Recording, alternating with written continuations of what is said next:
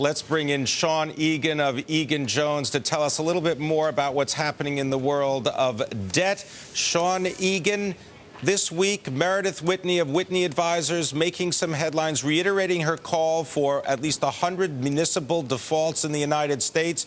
Do you share her concern of a hidden state of financial crisis? This was an op-ed piece in this week's Wall Street Journal. Yes, I think the word was $100 billion of defaults this year. Our view is that the credit metrics on the municipal side are lagging. They lag the corporate metrics. And for the most part, corporate credit quality has improved in the U.S. over the past 12 to 18 months. Likewise, on the municipal side, it will also improve. It's just going to take a little bit of time. You do have some problems with the liabilities and with the health care. But these are not today's problems. They can be managed over the next 2 to 5 years, and we think that they will be. So do you have the same concerns about municipal defaults? Are we going to see a wave?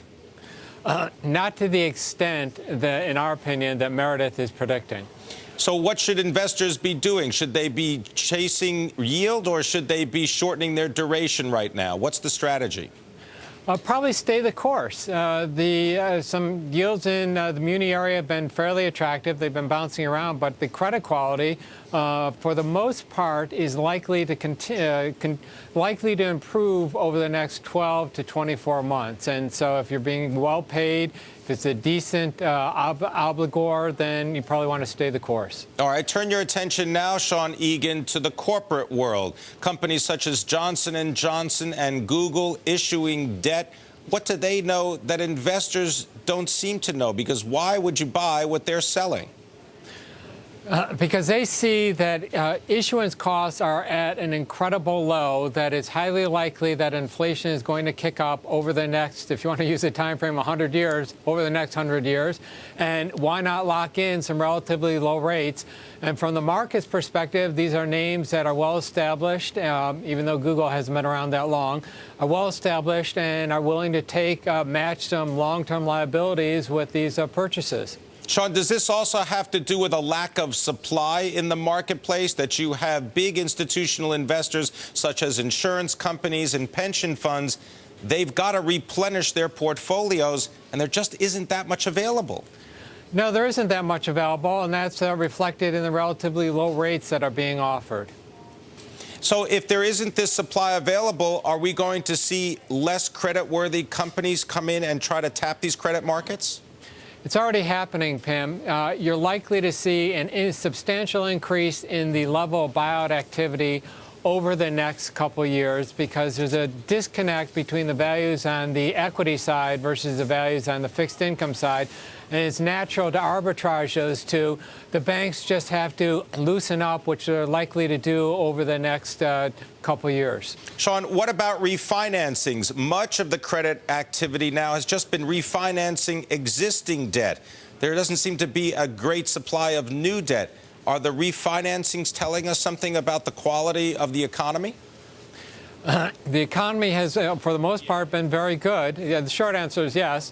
And the economy has been fairly good, and we expect issuance to pick up as more companies are forced to expand capital expenditures, and also to step up the M&A activity, which has been increasing over the last couple months. We're speaking with Sean Egan of Egan-Jones Advisors.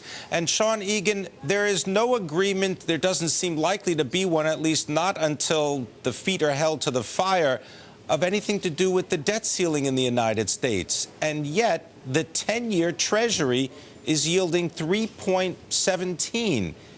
Does that seem incongruous to you? Not at all.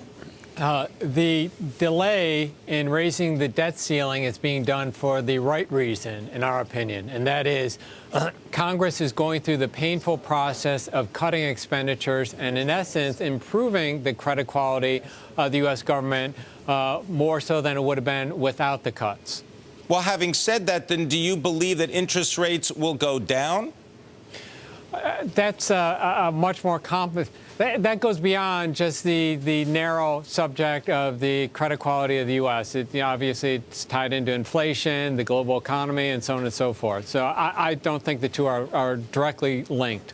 All right. Well, having said that, do you believe that we are going to see inflation, and I don't mean core inflation, but inflation as it reflects itself in interest rates? Are we going to see that in the second half of this year?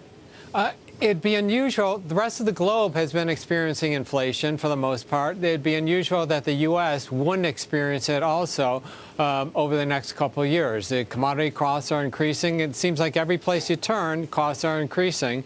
And therefore, it would be normal for that to be manifested in the inflation numbers fairly soon. Well, Sean, does that mean that the U.S. Treasury inflation-protected securities tips, do you think that those are a good buy now? Well, underlying that purchase is the assumption of whether or not the inflation rate is properly measured. Some people claim that it's not, and therefore you're not being fully protected with tips. Do you think it's properly measured? I think that there are much better ways of allocating capital than relying on an index that perhaps doesn't have as much quality as you'd like. There are a lot better returns for your capital. All right. Well, having said that, Sean Egan, when the Federal Reserve ends their quantitative easing Part 2 program at the end of June, do you think the market already has that, in a sense, baked into their interest rate assumptions? Partially, but the event that isn't baked in completely and is happening as we're speaking is what's going on in Europe. In fact, this is a George Soros British pound type event in the sense that there are major disallocations of capital that are going to provide terrific opportunities over the next probably, I'd say, about 18 months because it's not being handled properly. The whole process of restructuring isn't being handled properly. Can you give us an example of what one of those opportunities might be? Well, in the long run, it's fairly easy to understand that Greece cannot support its debt. In fact, we have a fairly low rating on Greece right now.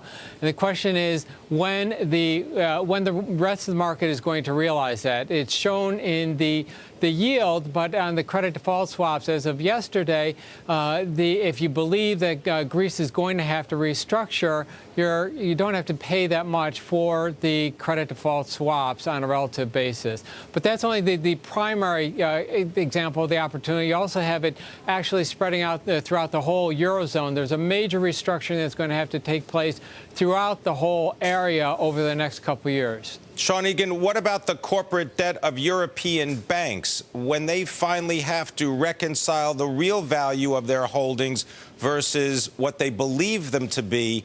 Does that mean that shorting the credit of European banks would be a good trade?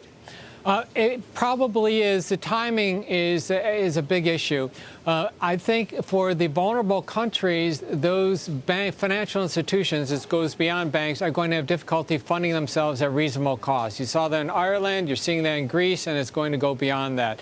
As far as those banks that are holding the paper, they are hoping that the restructuring takes place over time and that they're not going to have to take the hits to their capital because they don't have the capital to absorb the losses right now. And that's really the fight that's being played out right now in Europe. Well, won't that time cost money?